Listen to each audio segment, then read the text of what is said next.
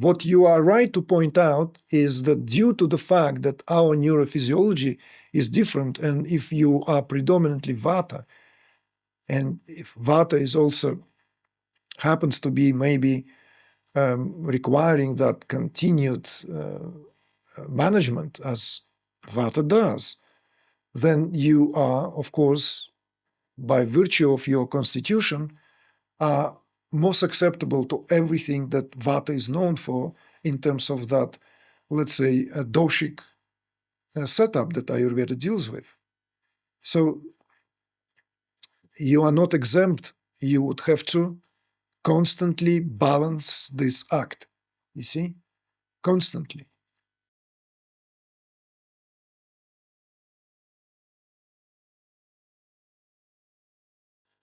After my intense awakening, my sensitive Vata nature enhanced a lot. Sensitivities like feeling people's energy, getting absorbed by it, sensitivity for chemical substances, and also group settings leave me often drained, just to name a few.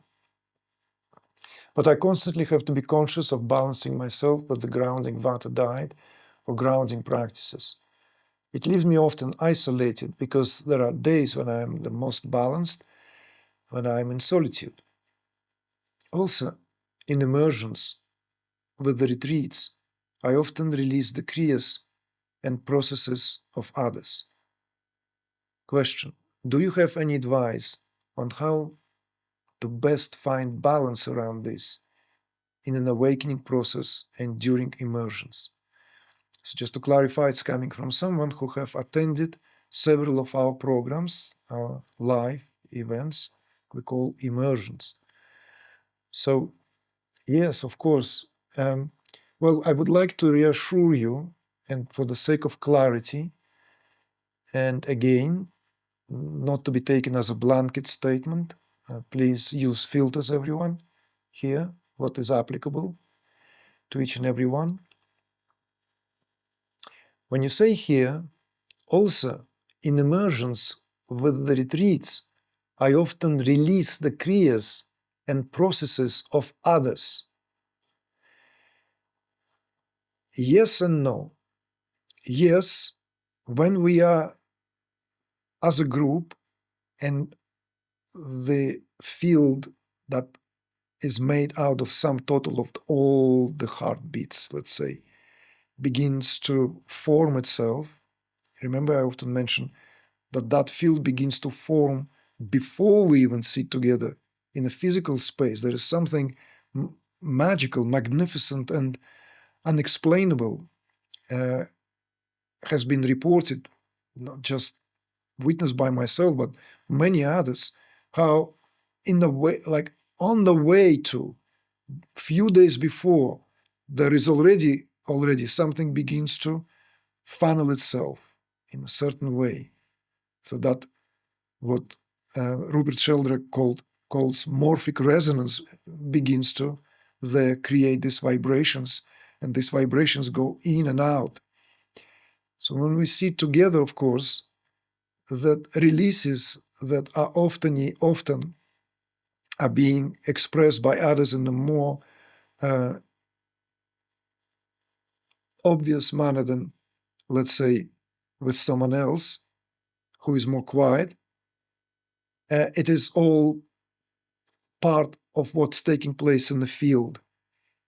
And indeed, sometimes certain traumatic experiences, deep-seated traumas, deep-seated, let's say, psychic impositions, when someone finds it difficult to release, by virtue of it being a field and all of us forming and being part of that field, we become the conduit of that process, each and every one of us. So yes, from that point of view, it is so. But to make it into a kind of way, not that I'm going after you the way you put it into words, please don't get me wrong, that you release, for others would also be not exactly accurate way of putting it, you see?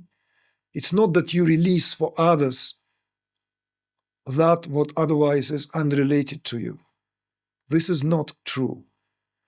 Again, I often do kind of sometimes like to bring us out of highly refined spiritual discourse, I often bring examples straight from life, from the movies, from the life situations and setting, because these are the most telling examples then, because we don't want to create that line of separation.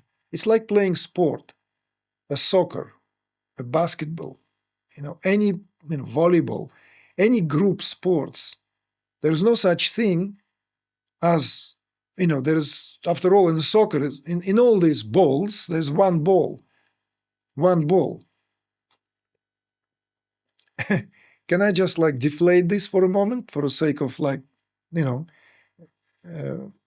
the sake of light-hearted attitude? There's this Russian story when I was a kid of this genie who comes out of the bottle. Well, it's probably from 1001 Night, coming from the Arabic Peninsula, from from all that culture. But it was incorporated into the Russian folklore. There was a genie who had this name. It will not tell you anything if I'll pronounce it in Russian. But one way or another, he became a genie and basically with the master in this boy who accidentally extracted this genie from wherever he extracted him from, maybe a lamp or right.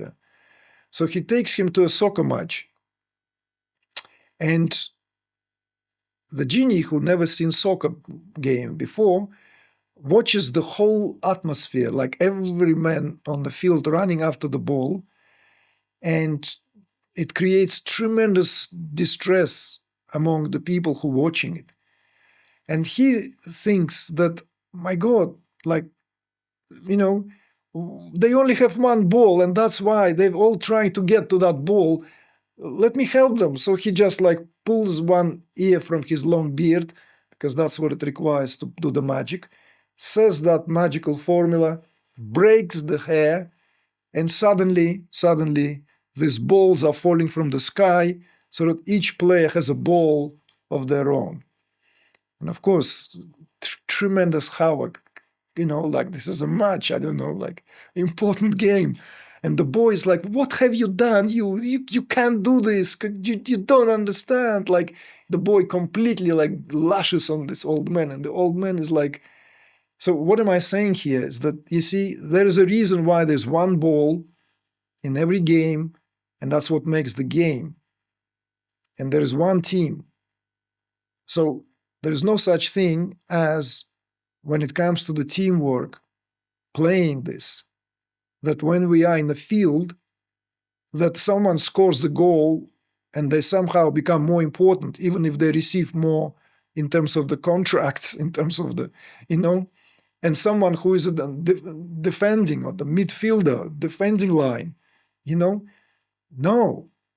there's no such thing as someone releasing on behalf of others more than they do. What you are right to point out is that due to the fact that our neurophysiology is different, and if you are predominantly Vata, and if Vata is also happens to be maybe requiring that continued management as Vata does, then you are, of course, by virtue of your constitution, are most acceptable to everything that Vata is known for in terms of that, let's say, a doshic setup that Ayurveda deals with. So you are not exempt. You would have to constantly balance this act, you see, constantly. You would have to constantly watch that for the rest of your life, and that's the way it is. But there are a lot of benefits, right? There are pluses and minuses, right? psychological assessment of all these humors.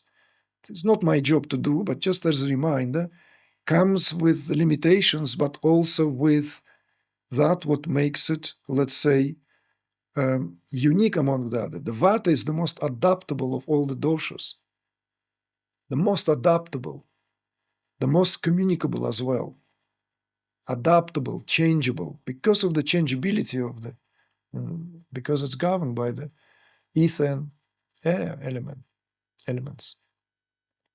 So just to clarify that in the immersions, right, how to best find the balance around this is to simply making sure that you understand and do not plugged by this psychological somehow notion that you are here becoming that conduit for someone who is lazy or less actively involved or less proactive in let's say in a more of a kind of what is heard or seen. It's we don't know what's happening inside of so and so and how each and everyone processes information, processes everything. So managing yourself in the immersion is in the same way you would manage yourself in any other environment, just giving yourself more time to rest, nourish yourself with the food you eat, with making sure you are not pulled out of the comfort zone. And I relate to that very much because in the phase of unfoldment, there are some what could be spoken of as heightened or even critical phases. And all of us who go and went through that know that these critical phases is when we have to observe what I call a quarantine, a deliberately imposed quarantine, when we don't go to places where we get jolted, disturbed. These large structures like, huge supermarkets, where the energy is always very, very, very, very indifferent, scattered, driven by greed. You see, driven by, well, far from some kind of benevolent, let's say, in terms of, obviousness of the fact that supermarkets are driven by the corporate interests of the corporations. And all this is, one can, one way or another, be very, very affected by large, stadiums, speaking of soccer, airports, so being very vigilant, being attentive, so there's no way out of it. Look at the pictures of the classical depiction of swamis and, not classical depiction. I look at the archival portraits and photographs. Some of the great Mahatmas, some of the great yogis, gurus of the past, canonical figures, all had to deal with that. Do you think Osho liked wearing hats because it was style? No, he had to ground his vata. Do you think Swami Muktananda was wearing woolly long socks and hat because this was part of his outfit, part of his style? Well, it became part of his style. He was a stylish guru. So just do that, Make sure that whatever contributes to grounding that vata, incorporate it into your style. There we go.